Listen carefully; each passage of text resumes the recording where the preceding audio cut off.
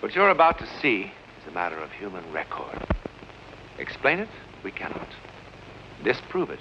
We cannot.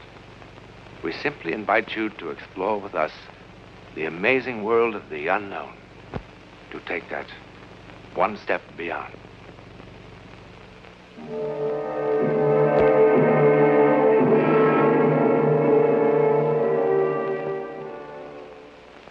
What you're about to see has haunted the minds of men for 40 years. A miracle or a soldier's fable?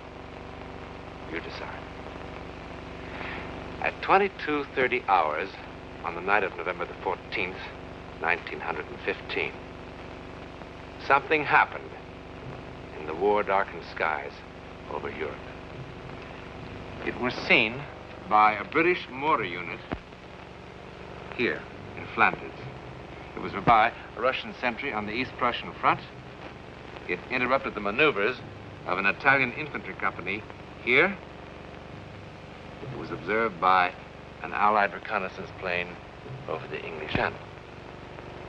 Thousands of soldiers from all the nations of Europe ultimately were involved. But in the beginning, there were only 4.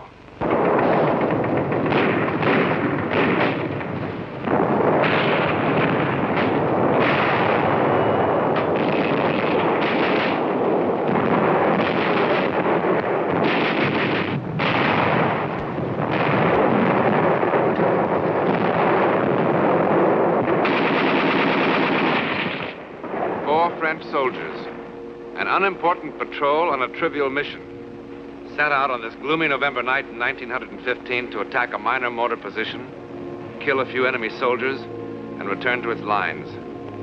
Indeed, a modest beginning for what is now just seconds away.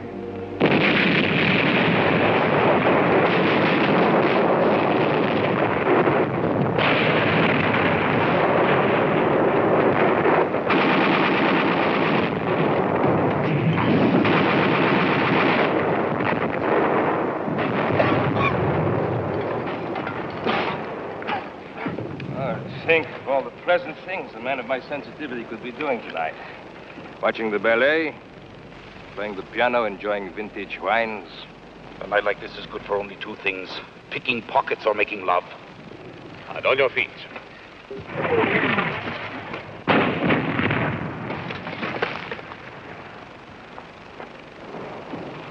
On your stomach, on your feet, on your stomach, on your feet. Oh, what an unpleasant war. Those flares, do they mean they've seen us? Probably. What will happen? If they kill enough of us, the next ration of schnapps. If we kill enough of them, perhaps they let us take a bath. It must feel strange to kill for the first time. Strange. Actually, I enjoy it. Each time I kill, I think there's one less push between me and those lovely bottles of wine gathering dust in my cellar. When's that blasted thing going to fall? Probably hanging from a parachute. Where do you see a parachute? How can it just hang there? It's so bright. Come on. Burn up. Fall.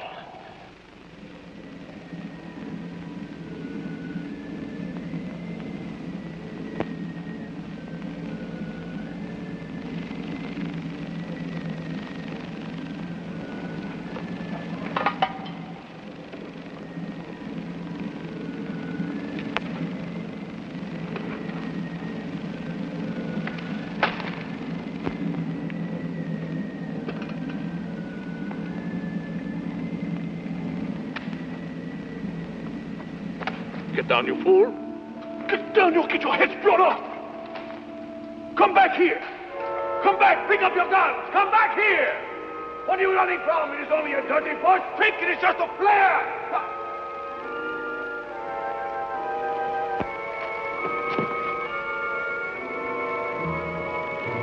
Oh, my God.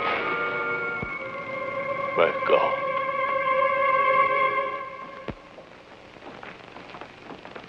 On your feet. On your feet, you up. At ease, as you... No need for formality. I'm Captain Tremaine of the Adjutant General's office. I've been appointed to defend you at your court-martial tomorrow. Tomorrow? What's the big hurry? It's the cooks they should court. They're poisoning the whole army. I don't know why they chose me. My practice was civil law. What do I know about a mess like this? It's reassuring to know that our defense is in such good hands.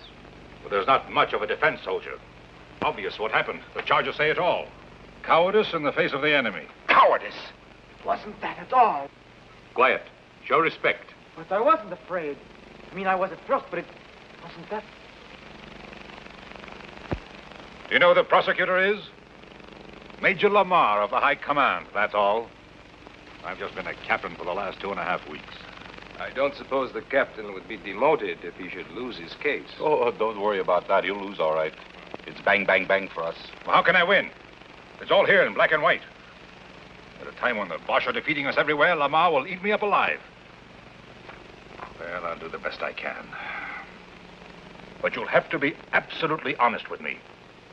No need to hold back anything. Sergeant Vai, look at this record. I just don't understand it. The Croix de Guerre. What happened? How could a brave man like you run from the enemy? Ask the others. I'm asking you.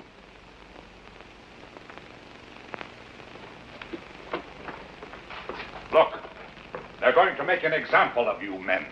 That's why they're doing it so fast. Don't you understand that? Sir, ask the others. I really don't want to ask any of you. I don't like to defend cowards. Why do you call us cowards? What did you want us to do? At first I was blinded by the light. I couldn't see anything. And then I wasn't in the shell hole anymore. I wasn't. I was home. Home? Yes. I was home. No, it wasn't my imagination. I was really there. It was morning. I was in the kitchen. Mama was pouring milk for breakfast. And Papa was putting on his working shoes and talking about the day's work. My little sister was there. And through the window I could see the sun, the way it hit the fields. And a flock of birds. I was home. And I was happy. And then I felt the rifle in my hand, and I thought, what am I doing with this? So I threw it away. I was home. In the middle of the battle, a light blinds him, and then he's at home. Has a doctor examined this boy lately? Look, why don't you let us alone? Did we ask for you? No, and I didn't ask for you. All right, then, goodbye. There is no way to speak to an officer. Get him out of here! Pauline, shut up or I'll bat your head in. You want to know where I was? Well, listen to this, Captain Fancy Pants. Let me tell you where I was. I was on the deck of the Montez, a rusty little freighter carrying pig iron from South America to Marseille. Flopped on the forward deck, just taking it easy. I never felt like that in my whole life. I was free. I could breathe. There was nobody in the world that I wanted to punch in the mouth. I wanted to stay like that for 100 years. A part of everything. Everything. Tell me I wasn't on that boat, and I'll make you eat all those pencils.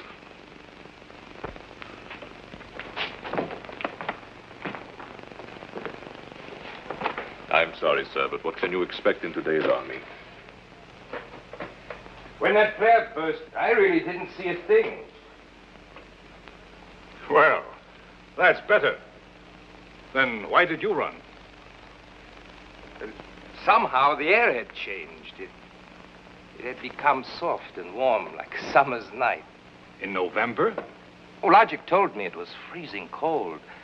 And yet I felt a warm breeze on my face, and my feet were no longer cold. And the air was suddenly filled with all sorts of remarkable scents.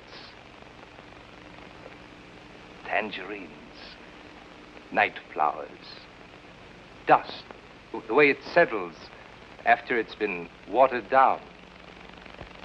And I think even incense. The kind my aunt used to burn under her favorite saints in church. Feast of odors after the stink of war. I felt an exaltation, a love of life. And the gun in my hand suddenly, well, it suddenly felt obscene.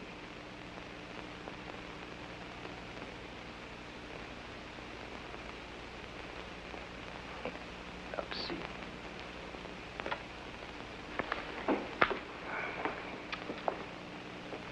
Sergeant, sometimes on a patrol, it's no secret, the men take along a little brandy in their canteens to keep warm. Ha! Now we were all drunk. You're all talking like drunks.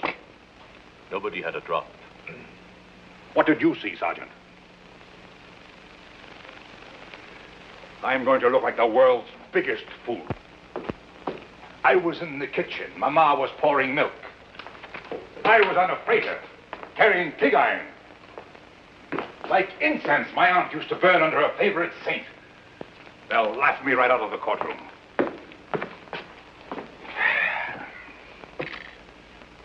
All right, let's begin again. You from the testimony of your men, Sergeant. Let me see. Ah, yes. It wasn't what I saw or smelled, but what I heard. The light could have come from many things, but not the singing. I don't know what they were singing, but it sounded holy, and it was beautiful. I started walking to where I could hear the voices better. Now, all this would be hilarious as a music hall sketch. But within the sound of enemy guns, I find the humor rather hollow. And I am more than a little surprised that the defense counsel would insult the intelligence of this court by introducing such trash as evidence. It's what the men told me. And what does the sergeant say? What did the sergeant see, hear, or smell? I heard the Bosch cannon and machine gun. I smelled, well, there was a dead body in the shell hole. I saw a flare that lasted a long time. Have you seen no other flares that lasted a long time? Not like this one. Maybe it was a new Bosch invention. It stayed there for I don't know how long. It was cloudy, and the flare cast shadows against the clouds. Well, at last we're beginning to hear some sense. You and your men were frightened by shadows and you ran. Is it correct? Yes, I suppose so, sir. Well, we should thank the sergeant for putting an end to all this nonsense once and for all. You're excused. Thank you, sir. One moment. The defense counsel has already questioned the witness. Just one more question, sir. You agree with Major Lamar that you and your men ran from the enemy? Well, sir, there was this shadow. You saw the shadow and you and your men ran. That's what you just said, correct? Yes, sir. Then I charge you with perjury. What else could it have been but the shadow? I am referring to this. On the direct examination, you said, here we are, we walked back to our lines. That's right. What's right? Walked or ran? If I may say so, the distinction is a small one. Sir, these men are on trial for showing cowardice in the face of the enemy. A coward does not walk. Walking made them heroes? Would you have the courage to walk across a battlefield? I beg your pardon, sir. I know that I would not have such courage. I admit I am as confused as anyone by the testimony of these prisoners. When I first talked to them, I thought they were trying to make a fool of me. And what made the captain change his mind? Nothing, but that there's an incredible sincerity about these men. It has been my experience that men on trial for their lives are always incredibly sincere. Nevertheless, I insist that the records show that they walked. That the aforementioned soldiers are guilty of having shown cowardice in the face of the enemy. And by a unanimous vote, this court condemned them to the penalty of death by shooting, as provided for by the Code of Military Justice. This court is adjourned. Aye. Face. All right. Look.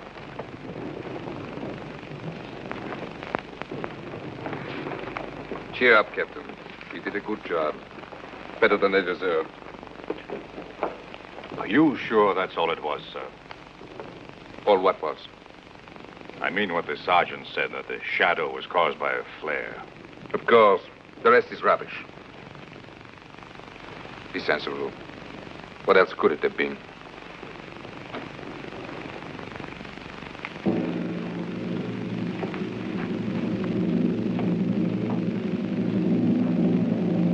What else could it have been?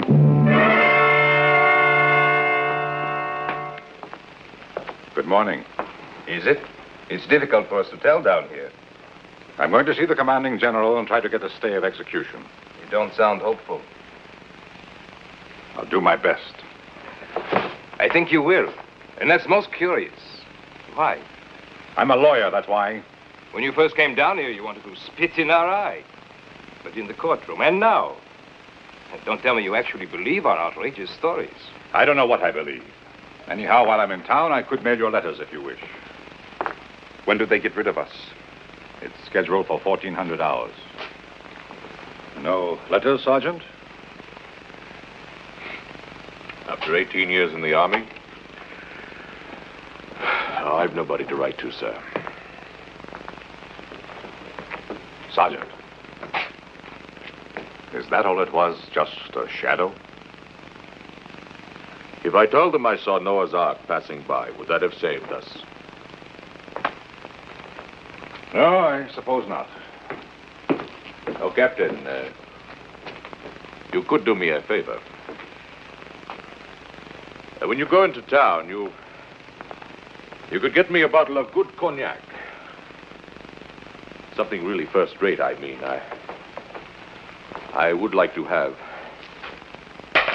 one last taste of first-rate cognac.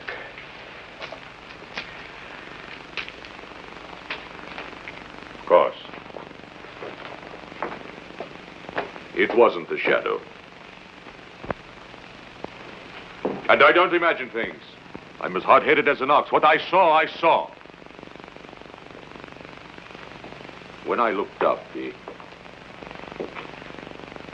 flare was still burning bright.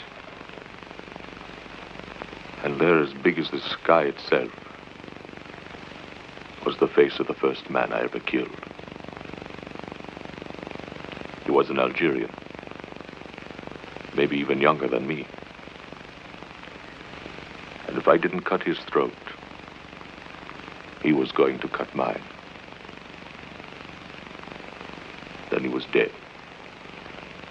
His eyes were staring up at me. That's what I saw. That Algerian kid. And you know how he looked? As if he was saying, "It's all right, my friend. It wasn't your fault."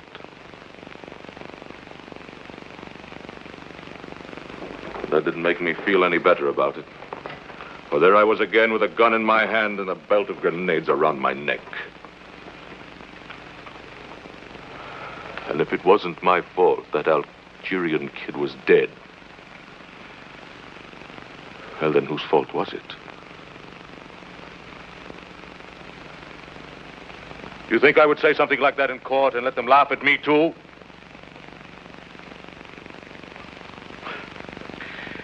But if you were to get that cognac, well, I can still drink it, you.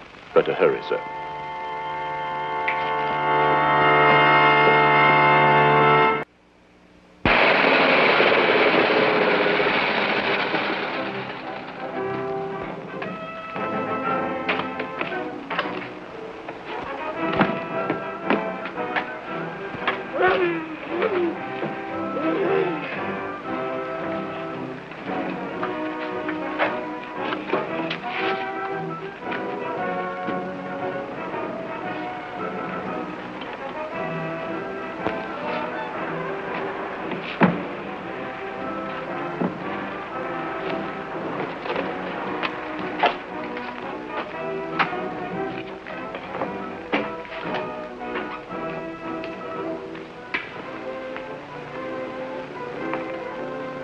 Could the captain spare a cigarette? Take them all. Thank you, sir. Oh, thank you. My grandfather will be so happy. You see, we are all that's left of a family of 7. I'd like to return the captain's kindness. That's all right. Would the captain like a sack of white flour? At a reasonable price. No, thanks. Or fresh butter or eggs? I have a fine Polish ham. Does the captain need any potatoes? A gold watch, in perfect condition. Solid gold. Bite it. I'm after 2. Can't be that late. 10 after 1. My grandfather thanks you for the cigarettes. Can you get me some cognac? But of course. It's got to be first class. First class cognac is expensive. Doesn't matter. I'm not bringing them anything else. Pardon? I've got to have it right away. Have to be back at the prison before 2 o'clock. Our house is at the edge of town. Get in. I'll direct you.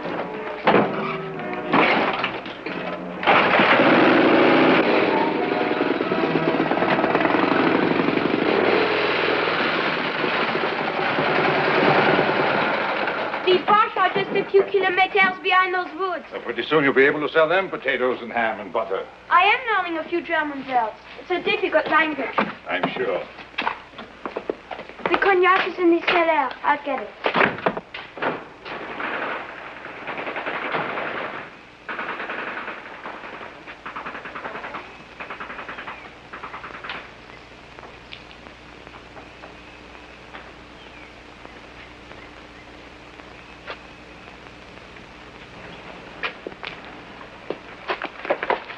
You do not need a gun.